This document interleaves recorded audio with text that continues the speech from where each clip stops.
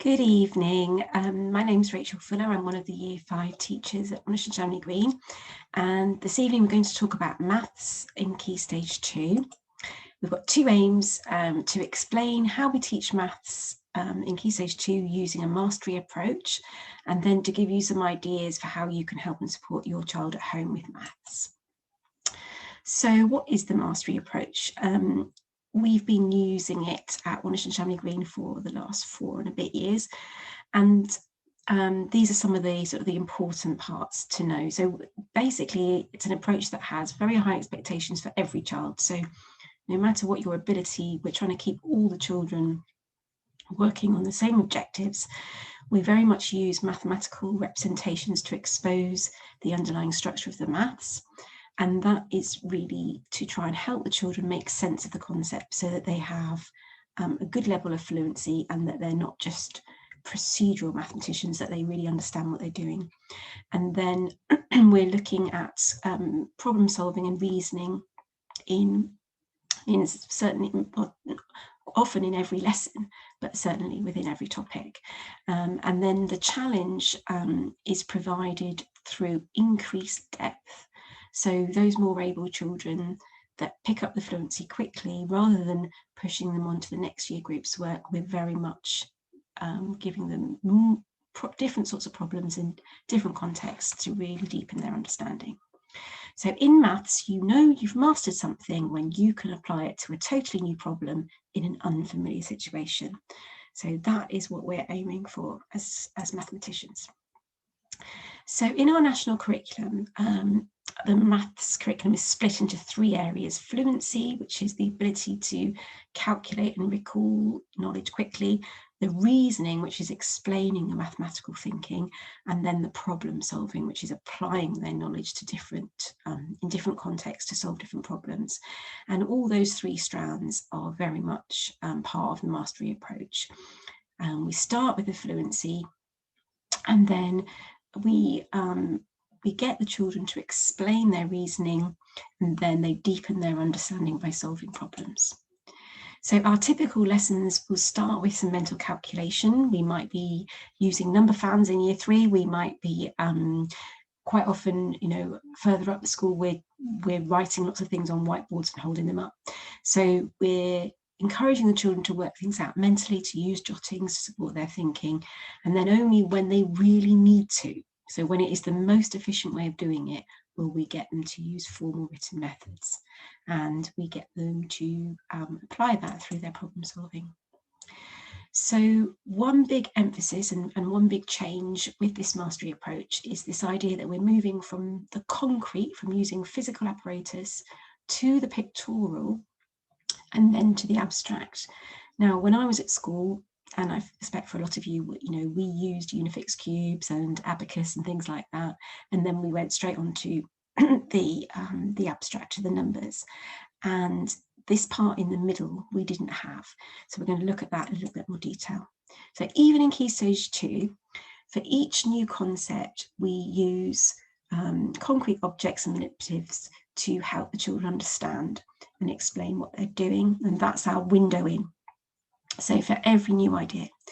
And then they build on this by using these pictorial models, which helps them to reason and to solve problems.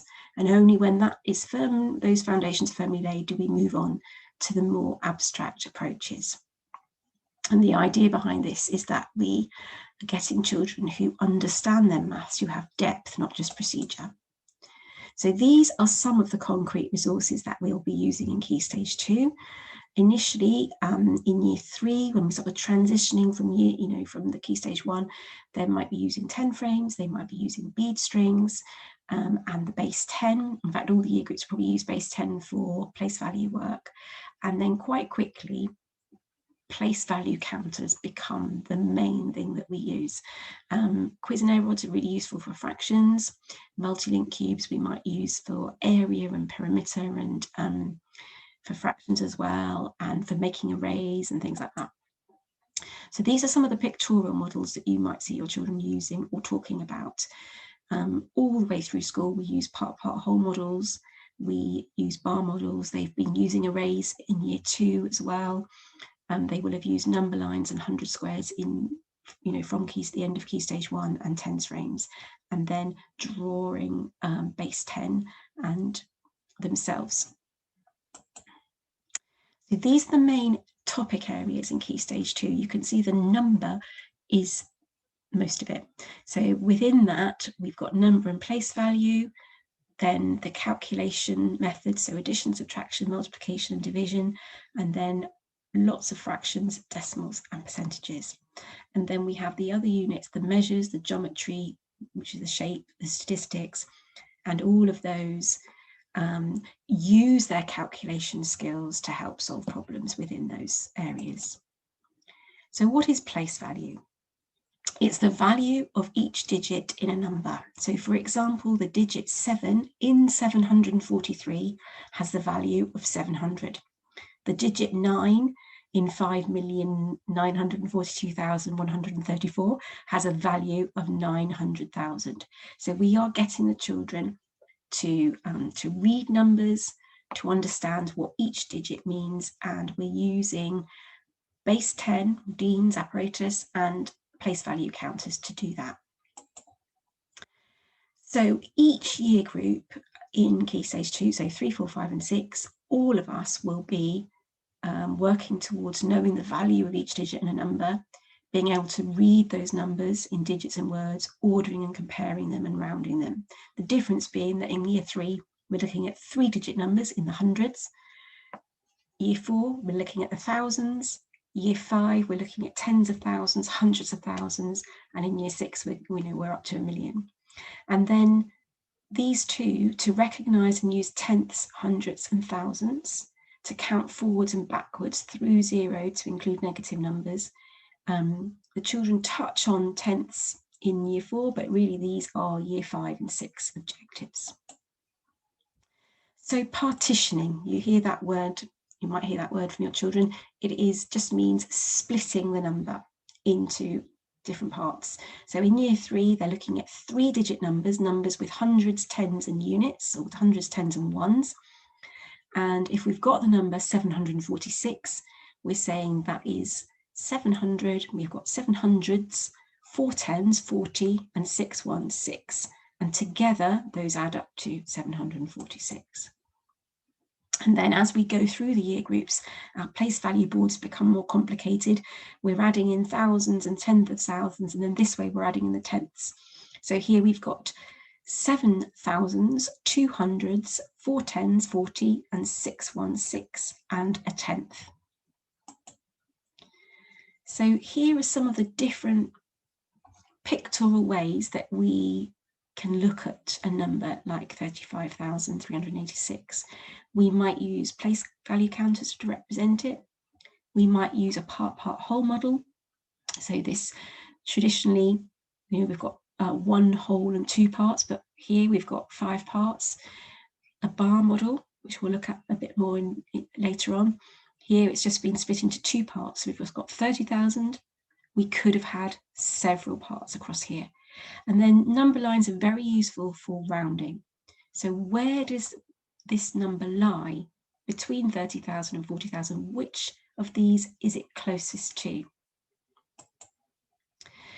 So do they really understand what 4,351 means? They may be able to quickly tell you, yes, it has 4,000s, it has 300s, it has 5 tens, it has 1 unit. But could they partition it another way? And if they can, that's when they are moving into this area of greater depth. So recognizing that actually that number could also be split as 3,000s and 1,300s. Do they recognize that 1,300s is the same as 1,300? So here we've got another example of 343. We could split it, we could partition it into 200, 144 and 3. So it's knowing that 14 tens is the same as 140.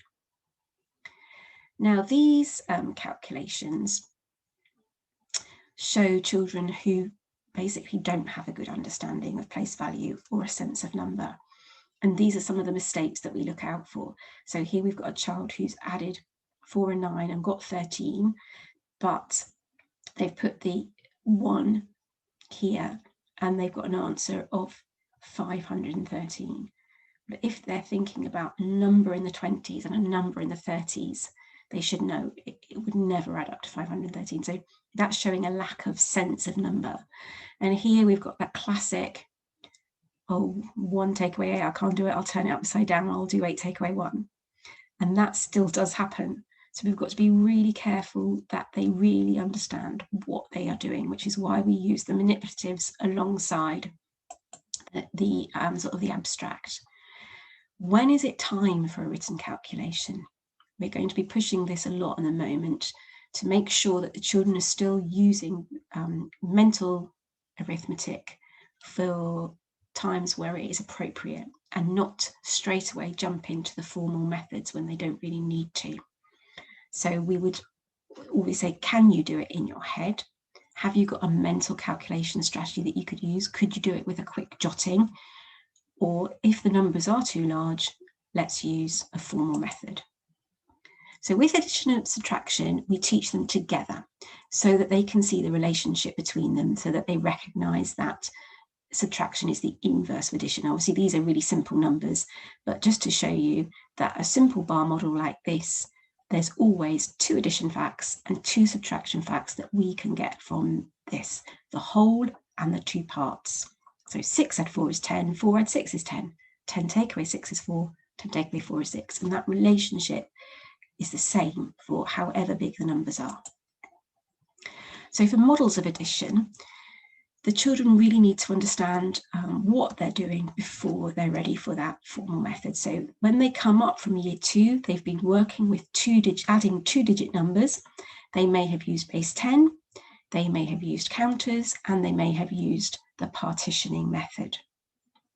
And then when we're adding 3-digit numbers, we start with what we call the expanded column addition method. So here you can see we start with adding the 7 and 5 units, and we write down the 12 on its own line. Then we add the 80 and the 40, and we get 120, and then the 200 and the 100, the 300, and together that makes 432. And then we move to this compact method when they're happy with that. So what we would do, this is where the base 10 is brilliant for place value, but it becomes quite unwieldy for adding 3-digit numbers. You can see if you had that all over your table, half of it falling on the floor. So this is where we start using place value counters, and the children will have their place value board. They will make the number 265 with their counters, then they'll make the number 177 beneath it, and they'll push the 2 numbers together and then look, always starting with the units column, what do they have all together? So they've got 5 counters and 7, which makes 12 counters. And they know then that that is too much for the units column. We can only have up to 9 in any place value column. So they've got to exchange those 10 ones for 1 10, and they write it beneath the answer line. Then they're looking at the 10s. We've got 6 and 7 and 1 more. So altogether we've got 14 10s, and again 10 of those 10s become a 100, and then we've got add up our 400s, 2 and 1 and 1. So that's the compact short method. And then with decimals, we are using exactly the same method. So we have place value counters for tenths and hundreds and thousandths, and they begin to see that actually it doesn't matter how complicated the number, the place value system is the same. With column subtraction method, we start without regrouping. So this is what you'd call like the easy calculation. So here we've got a number 176, and we're taking away 64. So basically the digits on the top line are all larger, so we don't need to do any exchanging initially. So we can make our number with 100, 7 10s and 6 units, and then we can actually remove 4 of the 1s, and then we can remove 6 of the 10s and see what we have left. and they'll be using the place value counters alongside the calculation. When it gets trickier is the column method with regrouping. So they'd be looking at their units first, and they're saying to themselves, can I take away 8 from 4 easily? No, I need to exchange one of my 10s and break that down into 10 ones so that I've got 14. So there would be a little one here, 14 ones, 14 units, and I'd only have 2 10s left. So here we've got the 10 ones that have been added in. So now I've got 14 and I can subtract. Then you're looking at the 10s column, and I've only got 2 10s left now. I cannot take away 8 10s.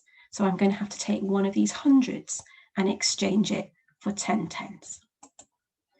And so you can see down here we've done that, and we've then been able to take away. Okay, so we've taken the we had 12 10s, take away the 8 10s, we've got 4 left, and we have 100 left, and we didn't have anything else to subtract, so we've got 146. So you can see how they'll probably be working in pairs, one of them using the counters, one of them writing the method, and then they swap over, and gradually they get to know that method. So here you've got the short subtraction method decomposition, and here it just applies the same when they're using decimals. So moving on to multiplication and division, again we teach the two together so that children see the relationship between them, so that they realise that division is the inverse of multiplication, and we use arrays. And an array is just a picture of spots, a picture of anything where things are arranged in rows and columns. So an array will also give us a family of facts like the bar model did. So we've got, for every array, there are 2 multiplication facts and 2 division facts that we can get from that picture. So here we have got 3 lots of 5, which gives us 15, or we can go down, we have got 5 lots of 3, which gives us 15. And then if we take the 15 as a whole, it can be divided into 3 groups of 5, or it can be divided into 5 groups of 3. So in terms of times tables, I'm sure you've all met times table rock stars during lockdown. In year 2, the children focused on their 2s, 5s and 10s, and they may have looked at 3s and 4s, but those are the 3 that they need to do in year 2. And then in year 3, we build on that by introducing the 3s and 4s, and then the 8s. And we use the 8s next because it is double the 4s, basically, which doesn't mean that they don't do any other tables in year 3, because obviously the 9s have a nice pattern and the 11s have a nice pattern. But then by the end of year 4, the intent is that they know all their times tables up to 12 times 12.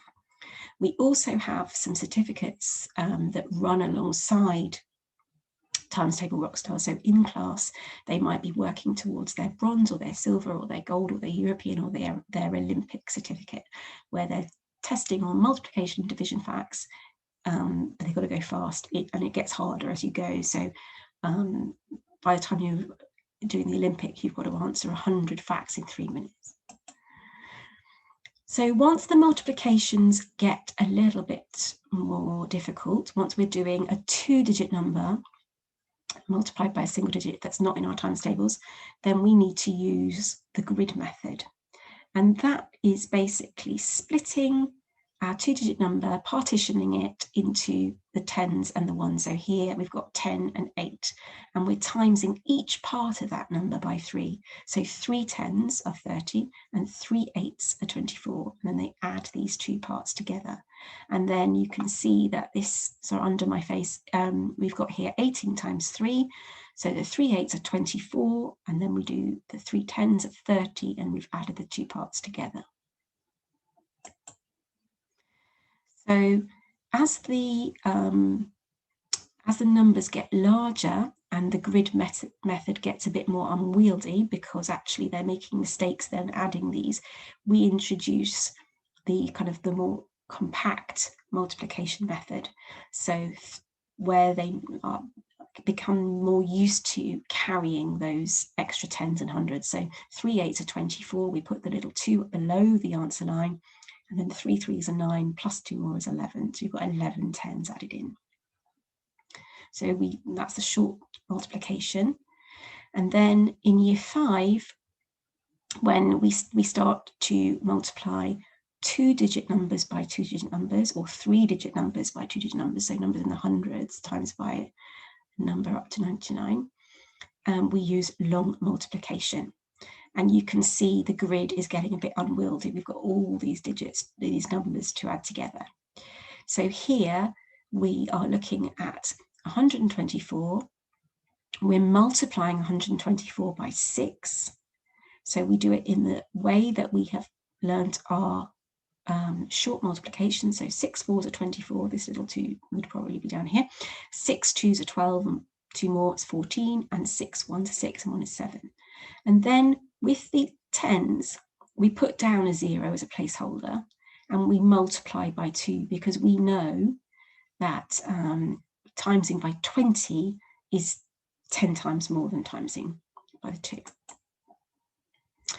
So then towards the written method of division, when the numbers become too big for arrays, we begin to use manipulatives to help us understand the short written method, sometimes called bus stop.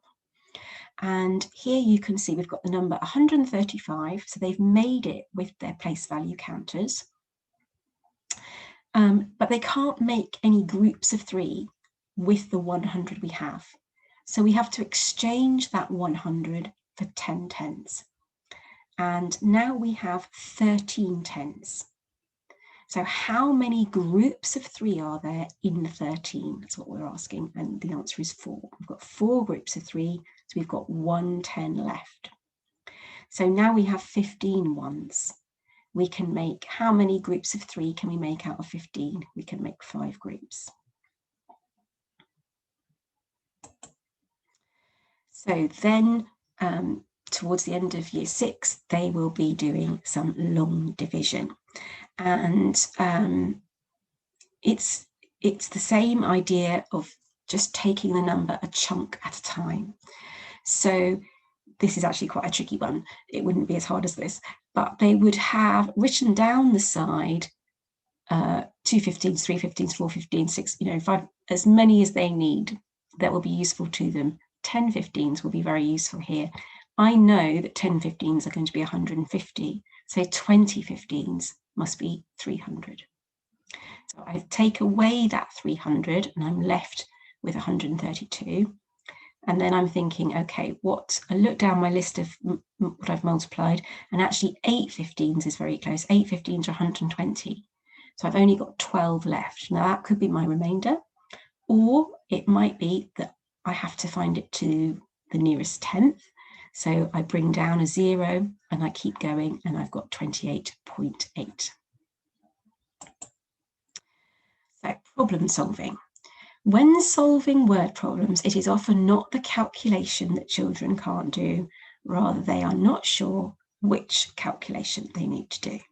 So this is the problem with problem solving, is that children look at the problems, they don't know what to do. So the pictorial models that we're using, things like the bar model, are there to try and help them see the maths. So it can be used for addition, subtraction, multiplication, division, fractions, and it goes on. It's a very good way to help children make sense of the problems. It reveals the structure of the maths. Unfortunately, it doesn't solve it. And sometimes children get frustrated with that because they think it's an unnecessary step. But actually, if they get used to it, and the children coming through now have been doing it since they were very little, it's become second nature to them, and they realise how helpful it can be. So here the bar model is exactly like a part-whole model. This is a really simple one, with the whole being 8 and the two parts 3 and 5. And we've seen already this family of facts, 2 addition facts and 2 subtraction facts that can come from that model. So then when we're looking at a problem, we have that idea in our heads. Mia and Daisy have 36 sweets altogether. Mia has 25 sweets. How many does Daisy have? So what do we know? We know that altogether, the whole is 36. And we know that Mia has got 25. So 25 sweets is one of the parts. We need to find what Daisy had, the other missing part. And because we've been looking at part wholes since we were little, we know that we can do the whole, take away one of these parts to find the other part. So this is a bit more tricky now. This would be a year 5 problem. There are 227 children in year 7. 143 are boys. 34 of the girls have school dinners. How many have packed lunch? So we just have to take a deep breath and we have to unpick, what do we actually know? We know that altogether, the whole of year 7 is 227. So we know the whole. We can fill in this part. We know one of the parts is 143. That's all the boys. The other part is all the girls. We know part of that part. We know that 34 of the girls have school dinners. So this other part is the unknown.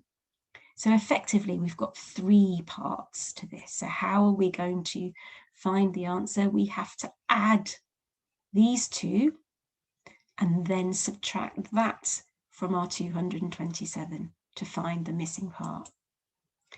This time, there are 267 children and 88 fewer adults in a cinema. How many people are in the audience altogether? We don't know how many there are altogether. We don't know the whole.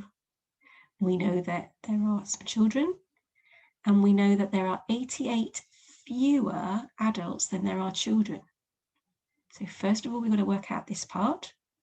Then it becomes easy. We can add our 2 parts to find the whole. So you can see that these problems have got 2 steps, and they will be introduced to 2-step problems in year 3 and year 4, but they get more tricky as we go through.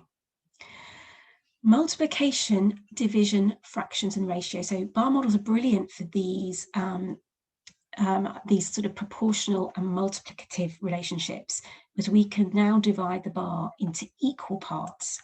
So here you've got a nice, Peter has 4 books. Harry has 5 times as many books as Peter. So we can put down, this is Peter's 4. Harry's got 5 times this. And quickly you can see he must have had 25 lots of 4.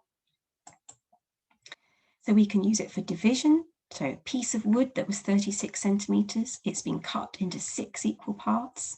And because we know our tables, we know that 6 6s are 36. So we can find each piece is 6 centimetres. They're really useful for when we are finding fractions of amounts. So 2/5 of 30. The whole is 30. And we know that we're working with fifths. So we're going to divide our bar into 5 equal parts. So 2 of those fifths are going to be 2 of these equal parts. And we know that 30 divided by 5 is 6. So 2 of those equal parts must be 12. And you can see straight away, just from the couple of problems we've done so far, how crucial knowing our times tables are. So if you want to do anything at home, please practice the times tables. Chant them in the car, get them to do their times table rockstar practice, but actually you being involved and you just asking them every now and again a couple of facts will be very beneficial. So this is a problem that I used to persuade my colleagues actually that the bar model was really worth doing. So it's one of my favorites. So it says, Ben spent 2/5 of his money on a CD. The CD cost £10. How much money did he have at first? And a lot of children would be looking at this going, I don't know what to do. What do you actually have to do? And when I showed it to my youngest, who was then in year 4, some of you know I've got 3 boys, he was then in year 4, I had one in year 4, one in year 7 and one in year 9. And I showed it to my year 4 son, no idea, I wouldn't know what to do. So I showed it to my year 9 and this is what he would have done. And so Charlie looked at that and went, I have no idea what that is. Why have you done that? And the reply was, that's just what you do. And he walked off. Actually, he's very good at maths, so he would have been able to explain it if he'd had some patience. My son, who was in year 7 at the time, said, I'd do this. I'd say, well, 1/5, 2/5 is £10, so 1/5 is £5. So 5/5 must have been 5 lots of £5. So very logical. But my year 4 son looked at it and went, I still don't get it. So I showed him this. First of all, I just drew the bar. And I said, well, we're working with fifths. So we've got 5 equal parts. We know that 2 of the fifths made £10. That was worth £10. So each of these fifths must have been £5 because they're equal parts. So straight away he could see that the whole was £25. There were no signs, there was no multiplying, there was no dividing sign, there was no calculation. It is a picture that helps them see the maths, and he could understand that. So that was my light bulb moment. So you can see we can use it for fractions. We can use it for things like percentages. When we're moving into year 6, a computer game is reduced in a sale by 30%. Its reduced price is £77. So we know that this part is the 70%. So there must have been 7 equal parts. And if we've divided by 7, that is actually a nice, easy calculation. Each of these parts is £11. So the whole was £110. We can use it for ratio, where we're comparing. So this is a SATS question, probably from about 2016, which was answered really, really badly in a SATS test across, not from our school, but just nationally. So on Saturday, Lara read 2/5 of her book. On Sunday, she read the other 90 pages to finish the book. How many pages are there in Lara's book? And a lot of children will have not really had an idea what to do. So they'll have looked at the 2 numbers on the page and gone, I'll just find 2/5 of 90 because we practice lots of that. Whereas if they had drawn a bar model and thought, okay, so let's just go back. We've read 2/5 of the book on Saturday. So the other part of the book must be the 3/5. So this is our 3/5 because we've drawn a whole bar and it's divided into 5 equal parts. That's the 90. And that's the Sunday. So 90 shared equally between 3 is 30. So each 5th is 30. And we've got 5 of those. So altogether, she'd read, the book was 150 pages. So you can see, sorry, I'm flicking through too quickly. You can just see how actually using this pictorial method really gets them to see what calculations they need to do. So reasoning is also a big part, and you wouldn't get away with what my son said, as in it just is. Bob says that this is a very easy one, but just for the example, Bob says that 34 is smaller than 38. Explain. You can't say because it is, but you'd need to say that it's made of 3 tens and 4 units, and 38 is 3 tens and 8 units, and there are more units, so 38 is larger than 34. And we are encouraging the children to talk about their maths using the appropriate mathematical vocabulary all the way through the year groups. So we are asking questions that help them, that encourage them to reason. So what do they notice? What's the same? What's different? Do they notice any patterns? Prove it, convince me, explain that to me. And they are using their language to reason and to explain to each other. So how can you support your child? So playing games is a fun way of building their number knowledge, their mental arithmetic.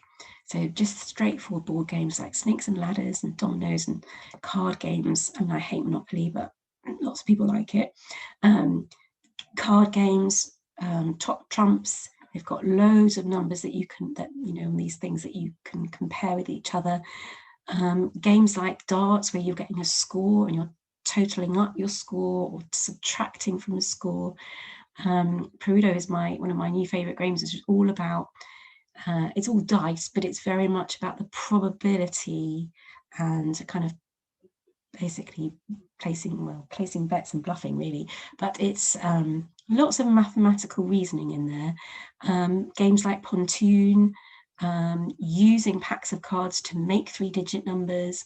What's the smallest number that you can make with these 3 cards? What's the largest number you can make with these 3 cards? That's all really good for their place value.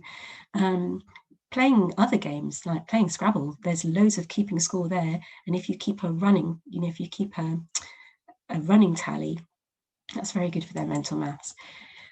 Talking about time is tricky, and we need to, so in year 3, they need to tell the time to the nearest 5 minutes, so on an analog clock and on a digital clock. And it's difficult, and unless they're practicing at home, it will be hard. So that is definitely something that you can be asking on a regular basis. What time is it? What time does it say on that clock? What time does it say on this analog clock? Talking about how many days in the week, weeks in the year, days in the month, when your birthday is, how long it is to your birthday. Hopefully we'll have a holiday soon. Talking about hours in the day, leap years, fortnights, what that means, when midnight is, when noon is. There was the classic one, wasn't there, recently, the Irish Prime Minister getting the midnight wrong for the day. So AM, PM, you can play on your iPad for 25 minutes. Can you tell me when that 25 minutes are up? What time will it say on the clock when you have finished? If your swimming lesson's half an hour, what time will you finish? All these sort of questions that we can just put into everyday life. Money is another one which can throw them. So sorting coins, making an amount of money in different ways. Counting in 2s, 5s and 10s can really help with their times tables. Creating a shop, so if you're with the younger ones, if they want to make a shop, make price labels, create a menu with prices, all of that, totaling up your order would be great. Anything where we're reading scales, so cooking, making things, so using tape measures, reading scales on the weighing scales, on measuring jugs, watching your speed. So maths is all around us. We're using it every day. Lots of you will be practicing these things without even thinking about it, but the idea is, to make it fun. We're all pushed for time, but use those times in the car to chant the tables and to talk about numbers that you see in the environment, on the car number plates. And yeah, if anybody has, I hope that's been helpful. If anybody does have any questions, please email them to the office and they'll send them to me, and I can always come up with sort of commonly asked questions and answers, and if that is helpful. So thank you very much for listening.